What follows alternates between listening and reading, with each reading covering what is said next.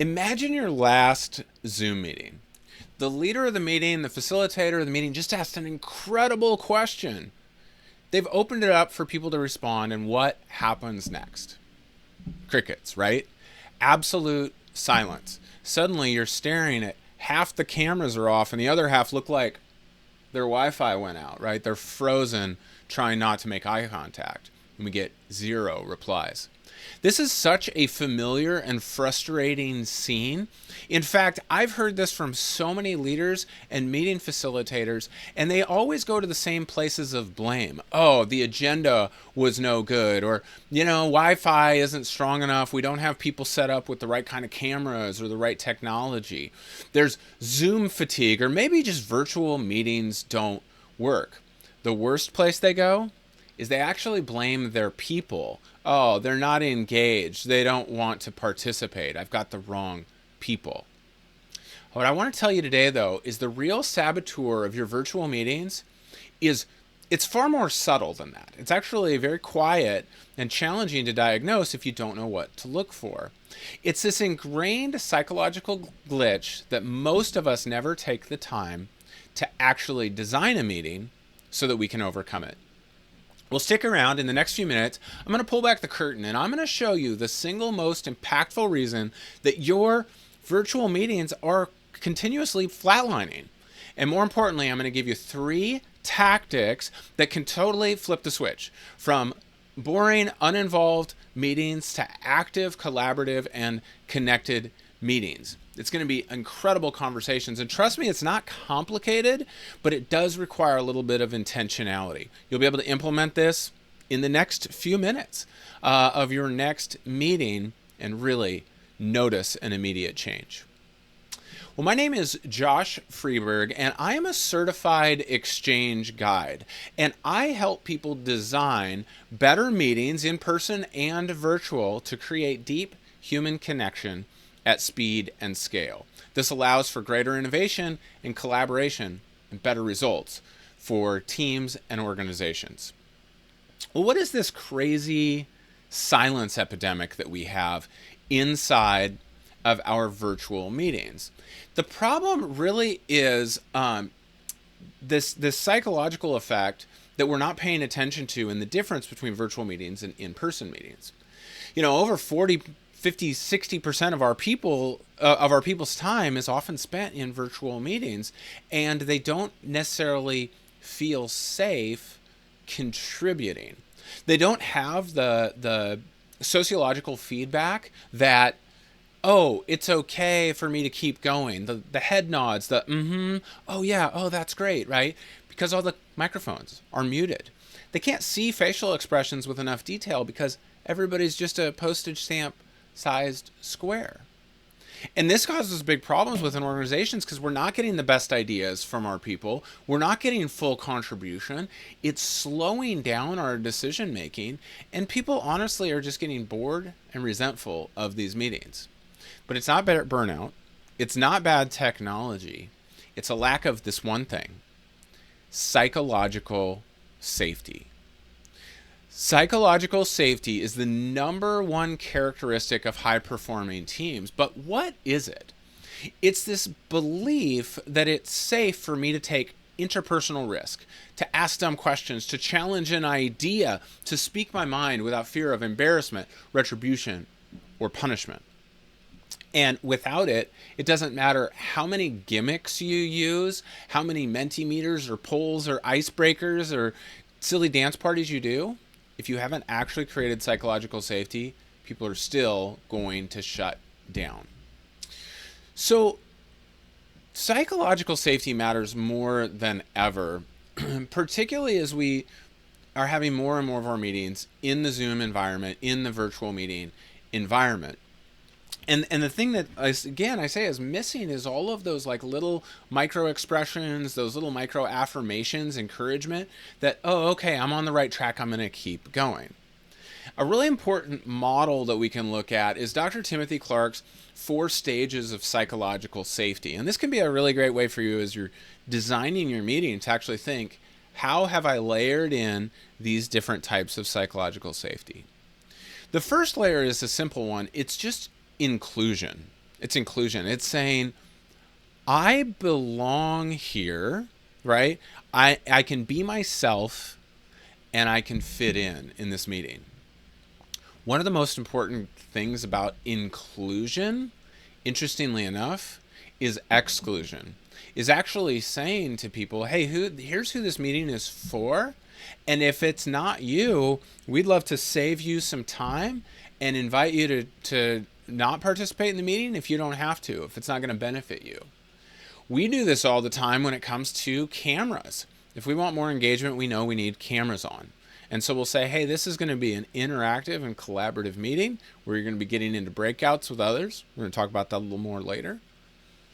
And if you're driving, we value your safety more than you being here today. And so we would invite you to either pull over and get to a place where you can be stationary, or invite you to, come to the next one, because we want to make sure you're able to be fully engaged and give your best for everyone in the meeting. People really respect that and are more than happy to step out if they realize the meeting's not for them. So much better than having someone not participate because they're driving and they just sort of have the meeting playing in the background.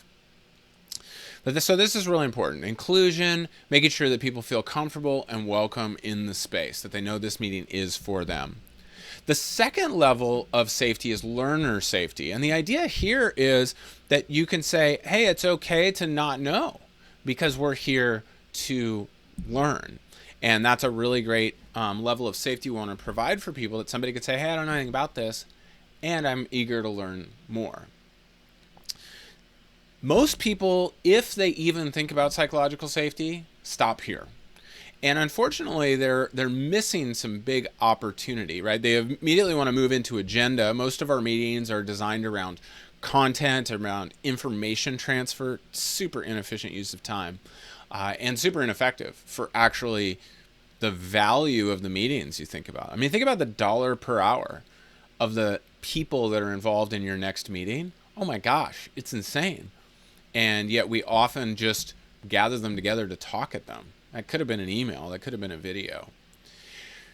So let me encourage you to go to the next level of psychological safety, which is contributor safety. This is where we are actually inviting other people to bring content into the meeting, that everybody is going to be heard from. Everybody has the opportunity to contribute to each other.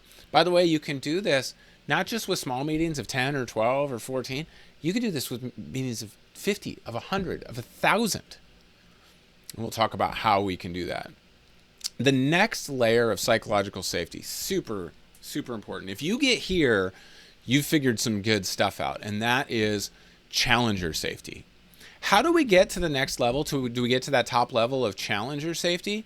This is where we're literally inviting critique, where we're inviting people to disagree with their leaders, to disagree with the status quo, and to provide other options. When you have a naysayer in your group, you have done something really beautiful. You've created enough safety that someone can say, despite consensus against that I disagree with, I'm still feel safe and comfortable without fear of retribution or condemnation to share the area where I disagree. These people can often become your biggest advocates when you've allowed for their voice. When that happens, I want you to take a moment to celebrate that you've just achieved something really, really great. Challenger safety, you want this in your organization because the people closest to the problem see problems that you'll never see. And if you give them space to voice it, you're going to not only fix problems, you're going to realize higher levels of possibility when you invite that kind of conversation. You can do this with really great questions. Hey, what perspectives have we not considered in this conversation? Right? Hey, it seems like we're really coming to consensus on a great solution. If this failed in the next 90 days, what will have caused it to fail? Right? These are great ways to invite those challengers. Well, hey, I've talked a little bit about psychological safety. I'm going to move into 3 tactics that you can start employing immediately to make your meetings more inclusive, more engaging and engaged in, and again, create that deep human connection. If you like this video so far, would you do me a favor? Click on that like button and subscribe to this channel where I am consistently giving you great information on how to make your in-person and virtual meetings much more connected and collaborative. So let's talk about these 3 tactics you can use. The first one is creating and asking generative questions, right? Generative questions, this is moving beyond just the idea of closed-ended questions versus open-ended questions, but it's questions where people are truly generating ideas, are generating positive things within your organization. What we want to do is take advantage of what's called in Appreciative Inquiry the heliotropic principle. The principle that things move, like things in nature move toward the light. And so if we can create questions that point people toward what's light, what's working, what's healthy, what's strong, and how do we get more of that, can be really valuable. Ron Fry suggests, one of the grandfathers of Appreciative Inquiry, suggests introducing questions that are called unconditional positive, right? That no matter what, you will have to answer the question positively. The simplest version of this is, what was the best thing that happened for you today, right? What was the best thing? By the way, you could have had a no good, rotten, very bad day, and yet there was one thing that was the best, right? Or the least worst. When you ask that question, you invite people to consider possibilities, to consider what's great, what's working, what's healthy. So I'd invite you to start by asking generative questions. This requires you to pause and really think through the questions that you want to ask.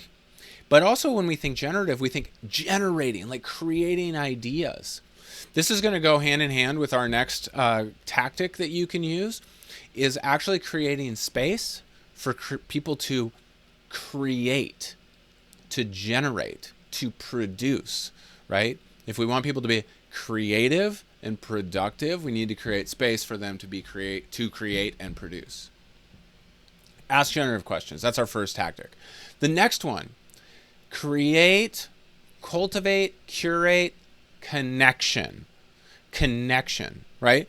The reason people first show up to a meeting, a gathering, a conference, whatever it is, a workshop, is because of the content, right? That they really value that there's going to be this information that's shared. But that is only the teaser, right? That's just the outward reason that people come. If we really dig deep, people come for connection.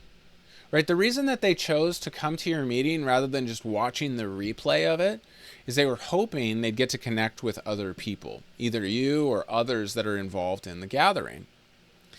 When we do this well, what we actually want to do is design and craft that time for people to connect. Now, if you combine this with generative questions, what you actually do is you allow everyone to be a contributor. They actually are co-learning and co-teaching together. How can we do this? Well, we at XCHANGE have lots of different formulas for this, lots of different what we call choreographies for creating groups of 2, groups of 3, groups of 6, groups of 12, right? And different ways that they interact while they're doing it. But the most important thing when we're curating these is to leave enough time for the connection to happen. Part of that means leaving enough time to enroll people into why this connection time is going to be really important, what they can expect to get out of it. Another reason that we want to leave enough time is we want to leave enough time to give really clear instructions. So often it's like, hey, here's a question. I'm going to put you into a breakout room. Have a good time. We'll be back in 5 minutes. Yeah, we've created space for people to talk to each other. But often those types of instructions will leave people going, what were we talking about again? What are we supposed to do? Who goes first? Oh, I know. I'll talk for the whole 5 minutes and then we'll leave 10 seconds for the other 2 people. Instead, what we want to do is really carefully design the interaction pattern so that every voice is heard, so that people are truly appreciating what's being shared. By the way, this is the solution to that problem of not getting those micro affirmations we talked about. Because all of a sudden, instead of 50 microscopic boxes on our screen. We get 2 nice big boxes where I can actually see someone's face, a little bit of their shoulders, their hands. I can see the space that they're in. We can be invited into one another's space. And when we design the interaction pattern correctly, we're actually instructing people to give affirmation to the others, to share what they can appreciate, what they thought was great about what the other person just shared. So now they contribute and they get appreciated for it. They get head nods, right? The microphones are on because there's only 3 people. They get verbal, like, that was great. You should share that in the large group. And now they've had a little test run of like, oh, it's safe for me to contribute. It's safe for me to challenge. It's safe for me to admit that I don't know everything in this topic. And I just got encouraged and affirmed by the people in this small group. I wonder if that's true in the large group. By the way, then when we bring them back into the large group, we're going to use this third tactic, right? Our first tactic was to ask generative questions. Our second one is to create connection. But the last one is so important, is to invite all voices. Now, you heard me say earlier, you can do this with 1,000 people. Are we going to invite all voices? Or are we going to go around the room and have every person share? Oh my gosh, that meeting was going to take forever. No, of course not. But we did just have an opportunity for every person, all 1,000 people, to interact intimately with 1 or 2 other people. And so in one way, all voices were heard, maybe not by me, but by someone. And then what we're going to do is we're going to invite 4 or 5, 6 voices into the room that are representative of different cohorts. And we might be strategic about this, make sure that we hear from engineers, from sales, from manufacturing, from facilities, right? That we actually are intentional about hearing from voices who represent all voices. But our third tactic is so important, is to invite, as often as possible, all voices into the room. When we do this, we're actually communicating something really important. We're communicating that your input matters, that your contribution matters, your challenges matter. They're important in this space. You're not just a blind, right? Like, you're not just camera off, microphone off consumer of the, on high brilliance of the leader. No, you're an important and valued member of this community, of this organization. And we want to hear what you have to say. Your contribution matters. I said it at the beginning, I'll say it again. The reason that your meetings aren't going well, the reason you ask a question and no one responds, is because we haven't designed enough time to create psychological safety. By the way, if you're in the early goings of this, sometimes 50-60% of your meeting is just around activities for creating psychological safety. It's going to be less in the future because you already have a culture of that. And it's going to be an important part of your virtual meetings moving forward. If you want to get past this dangerous thing that's continuing to happen in our virtual meetings, it's just absolute silence. If I can encourage you to do these 3 things, ask generative questions, design and curate connection, and hear and invite all voices, this will create psychological safeties. It'll elevate your events, and it'll make your virtual meetings engaging and productive.